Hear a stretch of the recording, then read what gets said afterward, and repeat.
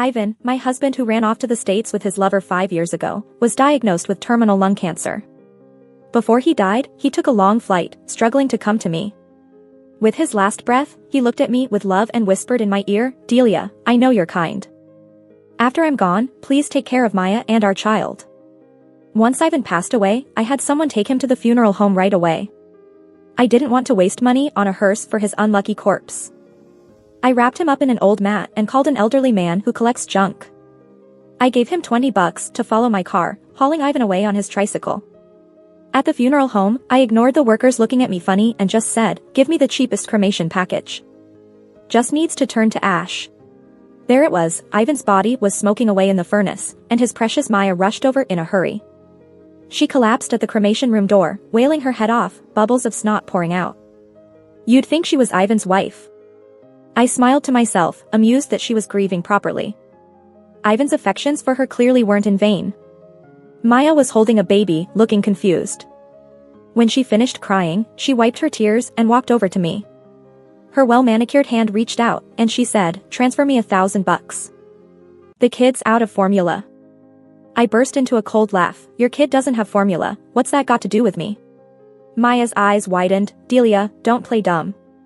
Ivan trusted you to help us before he died. If my child starves, do you think Ivan would approve?" I casually rubbed my Gucci bag. "He did say that before he died. But..." Smiling slyly, I added, "I didn't agree to it.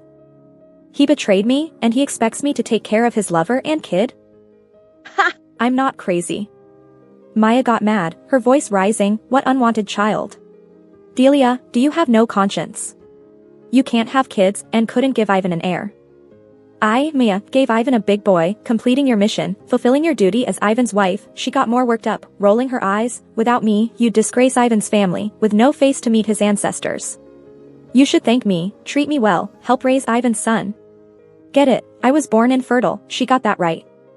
But Ivan's family for 8 generations were dirt-poor farmers, living in 2 rundown mud houses, one of which houses pigs. No inheritance, so what if there's no heir? I smiled coldly. "I have no money. Didn't you two take it all?" I wasn't wrong. 5 years ago, before they ran away, they stole everything valuable from my house while I was in class. My Chanel lambskin bag. My Van Cleef and Arpels clover bracelet. My sable fur coat. Became their capital for living large. Before leaving, Maya even kicked my dog, scaring it off food for 3 days. Now, hearing I had no money, Maya's eyes widened again. She pointed at my Gucci bag. "No money, but you can buy that expensive bag?" Fake. She pointed at the red Audi parked outside the funeral home. "No money, but you can afford that car?" Rented. Maya was speechless, nearly fainting. Her baby suddenly cried, hungry and upset. Seeing the baby cry, Maya lost her fire. She leaned toward me, softening her tone. "The baby's so hungry. Just give me some money for formula. I stayed home to raise the kid all these years on Ivan's money. Who knew he'd get cancer, spend it all, sell the house, leave us with nothing? I didn't even finish college, can't get a job to support us. Ivan said you'd surely help, seeing your past with him." She held the hungry baby up, trying to guilt-trip me. I glanced at the baby, round and cute, searching for milk. Adorable, but not mine, so why should I care if he's hungry? I have no money, take it or leave it. I turned to leave. Wait. Maya stopped me, visibly panicking. She slid off a gold bracelet, pleading, "This is the heirloom Ivan gave me, his family's. I couldn't sell it. Can you take it for now, loan me money for milk?" Oh wow, I've been married to Ivan for 7 years, never heard of some family heirloom. Turns out this good stuff ended up with her. Oh, what a precious symbol of your love. I can't take it. Maya got desperate, offering the baby again. "Delia. Look how cute he is. How could you let this adorable kid starve?" "Of course, I can. I'm not his mom." I left her stunned, driving away. With Ivan cremated and Maya dealt with, I felt great. Enjoying hot pot at home, singing, until, bang bang bang, the door. Through the peephole, I saw a cop. Next to him, Ivan's folks, looking dark. Maya held the baby, sobbing behind his mom, Grace. Grace burst in as soon as I opened the door, finger pointing, yelling, "Delia. Where's my son buried?" "Oh, you're asking about that. Calmly, I walked to the smelly garbage, pulled out a box, tossing it to Grace. Here, take your son's ashes, so I don't toss them. You put my son in a measly cardboard box. Grace nearly jumped at me if the officer hadn't stopped her. I pointed at the box, laughing brightly. Hey, look closely, not just any box, it's a Chanel shoe box. Your son's lucky to die in Chanel, isn't that something? Hearing this, Grace nearly fainted, collapsing into her husband's arms. Not caring, I politely invited the officer in. Officer, what can I do for you? I shot Maya a sideways glance, then turned to the cop with a smile. Is it against the law if I refuse to support my husband's mistress and their kid? No, that's not why I'm here, the officer said, looking intrigued by the drama. He gestured toward Grace. This lady says the apartment you're living in was her son's before marriage. Now that her son has passed, and you won't help with the kid, she's reclaiming the property to sell and support her grandson. I'm here to ensure you cooperate in vacating the place. Yeah, get out. Maya looked at me triumphantly. Hearing about vacating, I perked right up. This apartment was indeed Ivan's property before we married. Under the new marriage laws, after his death, I technically have no right to stay. Don't be fooled by Ivan's family being dirt poor. When he was young, he was quite a handsome lad with striking features. With a charming British-style curl, he attracted a lot of girls. He had been kept by a wealthy woman who got tired of him and wanted to dump him. He was persistent, she ended up giving him this apartment to finally shake him off. He hid this past, and with his pretty face, captured naive college graduate me. He claimed he won the lottery to buy the place. He even convinced me, a dedicated dual income, no kids, didn't care about my inability to have children. So, with my parents' hardworking, lifetime savings and dreamy visions of a bright marriage, I moved in. Until he almost left me broke. Officer, if this was Ivan's premarital asset, then I do need to vacate. But, I pulled out the property deed from the bedside table and handed it to the officer with a smile. See? The owner is clearly my dad. The officer checked the deed and our family registration book, nodding at me. Yes, the house is indeed now your father's. No way. That's impossible. Grace snapped out of her swoon when she heard the apartment now belonged to my dad. She leapt from her husband's arms like a spring. She snatched the deed from the officer, and when she saw, owner, Mark, sole proprietor, she started stomping around in frustration. How can this be? Officer, this must be a fake. Maya was dumbfounded, grabbed the deed, and almost fainted. Ivan's dad, Toby, timidly reached out but then withdrew his hand after a quick glance at Grace. I chuckled, looking at Grace. This isn't a fake. Your son willingly gifted the apartment to my dad. I pulled out a voluntary donation agreement from the drawer and tossed it her way. Check it yourself, isn't that your son's signature? Grace was speechless, collapsing in a heap, mumbling, how could this happen? The officer, fascinated by the soap opera drama, urged, Miss Delia, what really happened here? With a smile, I opened my laptop and played an old surveillance video. 5 years ago, my home security footage showed Maya swaggering in with Ivan. Like invaders, they went on a frenzy, grabbing everything. My Chanel lambskin bag, gone, my Van Cleef and Arpels clover bracelet, gone, my mink fur coat, gone, and just like that, in broad daylight, my $1 million dowry was packed up by the two of them. Little did Ivan know, I had installed surveillance in the house. Initially, it was meant to keep an eye on my pets while I was at work. I had no idea I would catch them shamelessly stealing. Officer, these luxurious items were premarital gifts from my parents. After Ivan sold them, isn't that stealing? Yes, it is, the officer nodded firmly.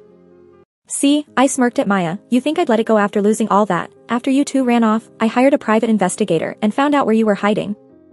I had the investigator threaten Ivan, return my stuff, or I'd hand the footage to the cops. The loot was worth enough to land you both in serious trouble. Ivan freaked out and admitted he sold my things and put the money in your name, Maya. To avoid jail time, he transferred the apartment to my family as compensation. I flashed Maya a sweet smile. Big thanks to you, Maya. The apartment has appreciated several times over 5 years, now worth over 10 million. Way more than I lost. Maya, hearing this, blacked out completely. Rich, tenured, and without a husband, what could be better? I thought I'd return to my peaceful little life after getting rid of Grace and Maya. Never imagined Grace would come back with such tenacity. Half a month after the officer's visit, Grace returned with a vengeance. One day, during class, a short, stout shadow flitted at the door. Grace, holding a pale, sickly child, made her way in before I could react. Suddenly on her knees, she put on a pitiful display, forcing a few fake tears and wailing, "Delia, you can't be so heartless. With Ivan gone, you can't hog his house and ignore the child." She lifted the frail kid high, mockingly wiping tears. "Poor baby, just look how thin he is. Please, have mercy on us old folk." And this child, the classroom buzzed with murmurs. The kids turned to me, eyes full of questions. "Miss Delia, is that your kid? Miss Delia, why aren't you helping your kid? Miss Delia, that little guy looks so sad. Feed him, won't you?" I never expected Grace would play it this way. Dazed for a moment, I reassured my students, "Kids, believe me. This is not my child. She's making it up." I then approached Grace, glaring intensely, and declared, "This is a classroom. Not your stage for nonsense. Oh heavens, open your eyes. How am I making stuff up? Are you squatting in my son's house? Aren't you taking care of the kid?" Grace was pointing at me, looking like she was about to explode. "Delia, you gotta have some conscience." I rolled my eyes at her and tried to grab her sleeve, planning to kick her out. But the moment my fingers touched her sleeve, Grace suddenly fell to the ground. She started mumbling and moaning. "Oh no. I'm in trouble." The daughter-in-law hit the mother-in-law. "Oh, my poor back. My tailbone." I was getting baffled by her antics when suddenly, there was a flash of white light. Crap, that was a camera shutter. I looked up and saw a reporter sneaking in at the back of the classroom. He was clicking away at me and Grace with a camera. "Did you get it?" Grace asked. After seeing the okay sign from the reporter, Grace looked at me with satisfaction. "Delia, just you wait." With a quick kip up, she dusted off her clothes with a smug grin and walked away. My heart sank. This isn't gonna end well. And I was right. The next day, there was a video circulating on TikTok of a school teacher whose husband died of cancer, squatting in her son's house and abandoning the kid, attacking her mother-in-law who came to seek justice. Then it hit the hot list on Instagram. Uninformed and lazy netizens, who didn't care to dig for the truth, feasted on this sensational story and went ballistic. How could such a heartless, unscrupulous woman be allowed to teach? She should be fired. Gosh, the poor mother-in-law got hit so badly and cried miserably. The kid looks malnourished, but she can afford an Audi. How come she can't take care of the kid? This kind of woman should be jailed for life. Pretty soon, I became an infamous internet star. Nobody bothered to check whether the kid was mine or if the house was actually squatted. Grace's fake tears alone got me sentenced by the public. The online hate just kept coming. Tens of thousands cursed me online and even went to the Ministry of Education's official account, demanding I be fired. Some tough guys from around threatened me to watch out on the streets, promising to beat me every time they saw me. While I was considering taking a couple of days off to lay low, the principal called. "Delia.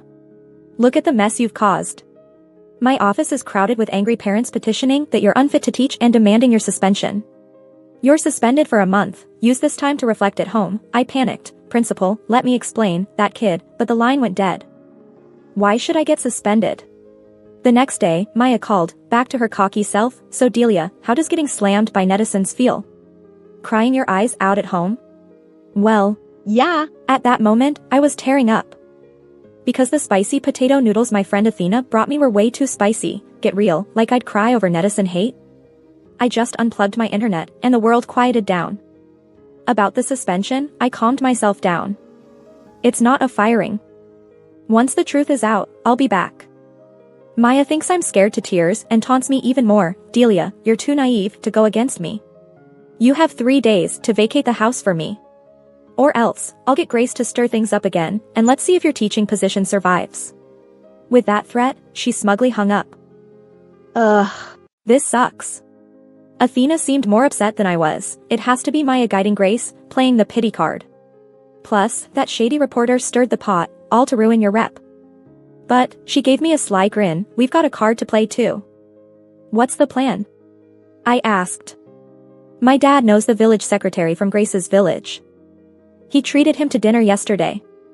After handing him a couple of nice smokes and a few drinks, the secretary got tipsy and spilled some dirt on Toby. "What dirt?" "Looks like everyone in Ivan's family is a piece of work." Athena replied, "There's a metal processing factory in their village, a pretty big operation. Toby's been doing odd jobs there. For the past 6 months, whenever it gets late, Toby sneaks into the warehouse while the guard sleeps, snatches up some steel or aluminum, and sells it off. He thought wearing a mask fooled the cameras, but modern security tech is sharp enough to recognize him. I was curious, if Toby's stealing, why hasn't the village done anything?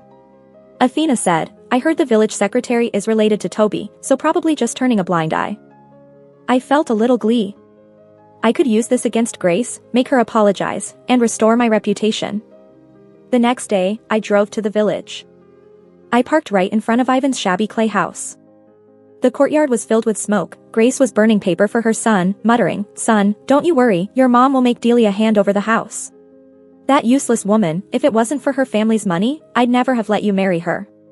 Once she clears the house, I'll sell it and help raise Maya and the kid. I rolled my eyes so hard in my head. After burning the money, Grace noticed I'd been standing at their gate.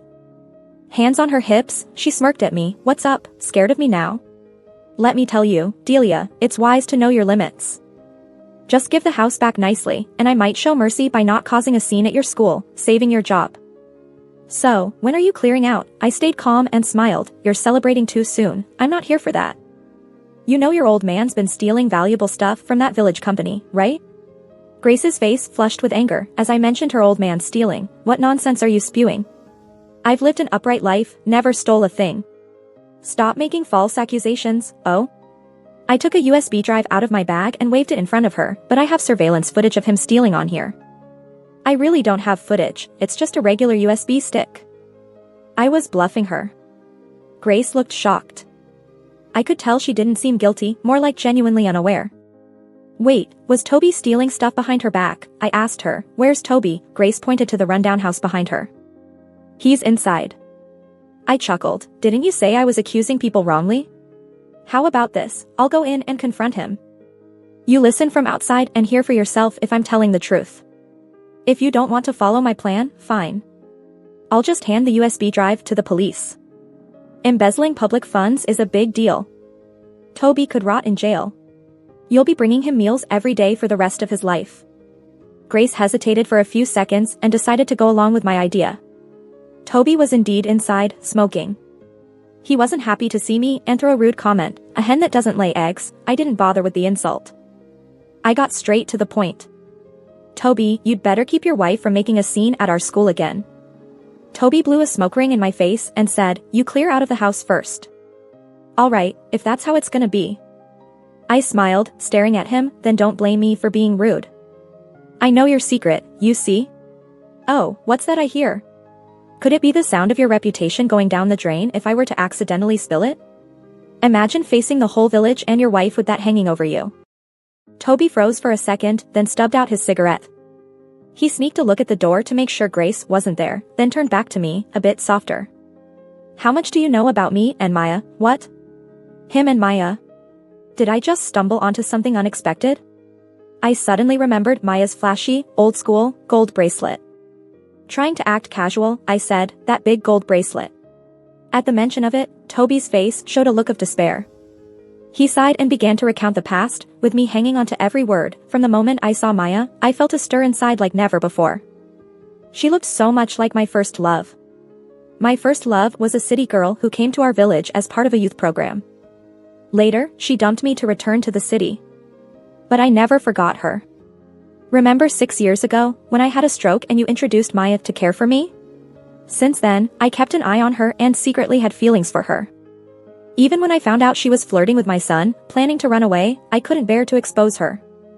I just quietly stole a little gold from the factory, had it made into a bracelet, and lied to my son, saying it was a family heirloom. I figured he'd give it to Maya, a secret gift from me. Half a year ago, I heard my son got cancer, and I knew she must be struggling. So, I kept stealing and sending her money to make things a bit easier.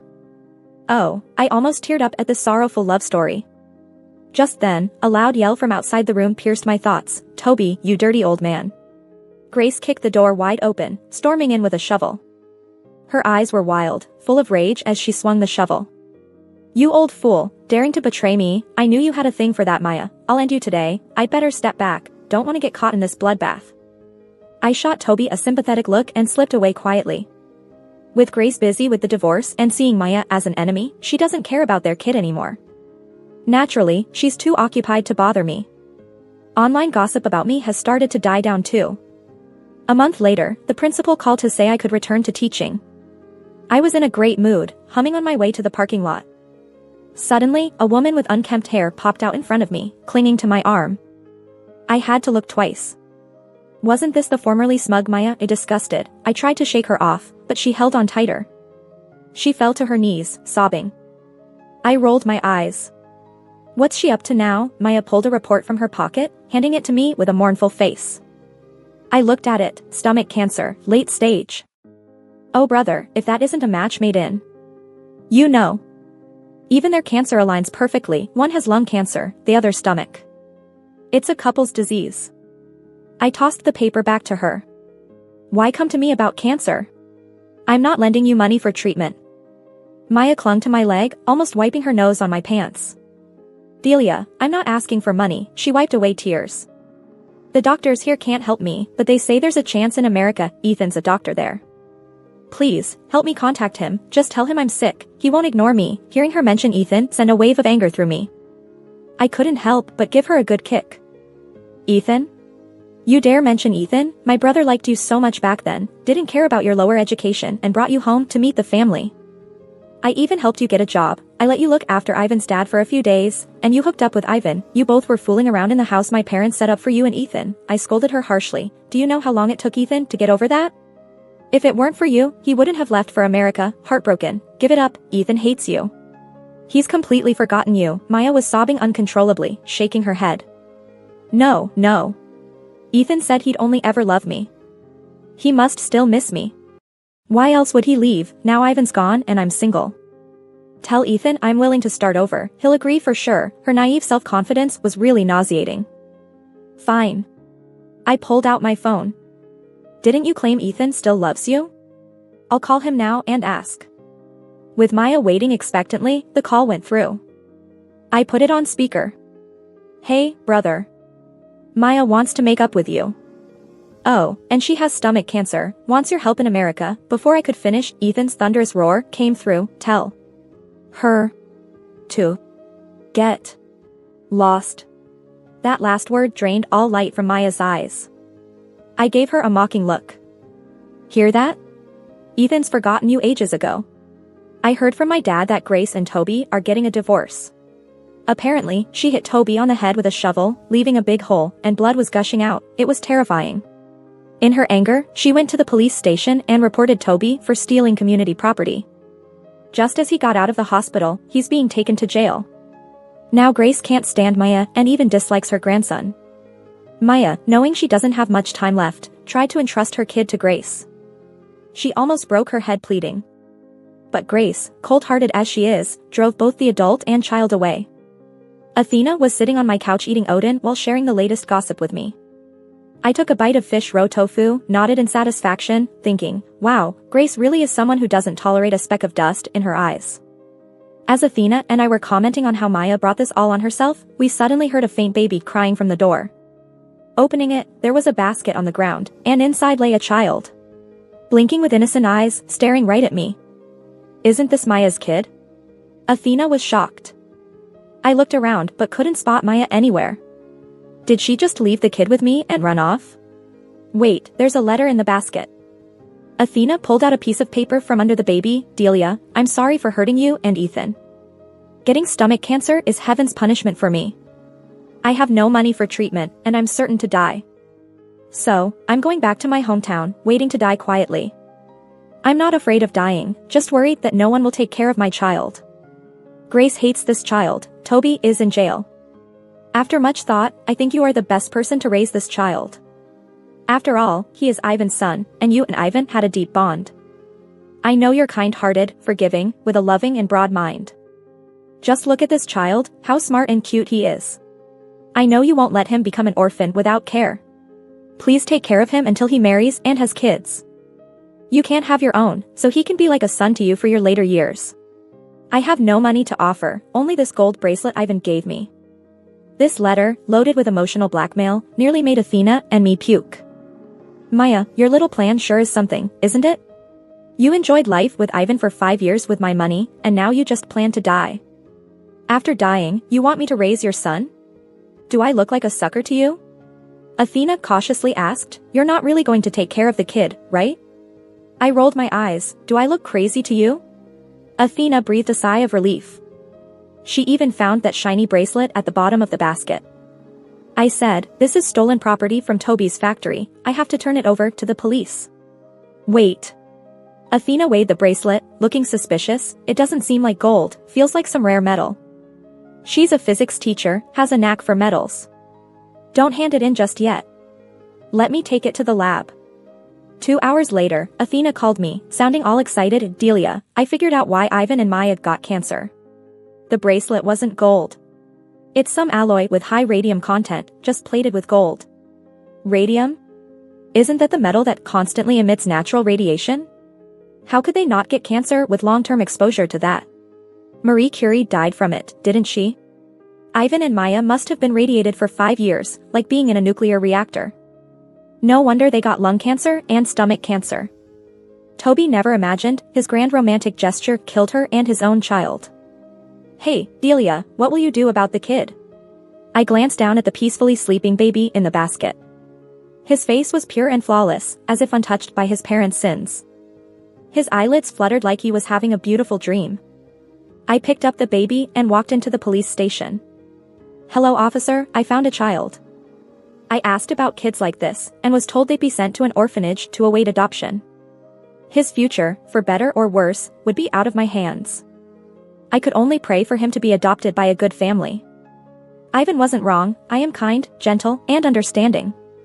But to raise a child for a cheating husband and his lover? Sorry, no matter how adorable, I'm not doing it. I left the station, the sun was shining, warm on my skin. I walked briskly towards a future all my own, brighter and full of possibilities.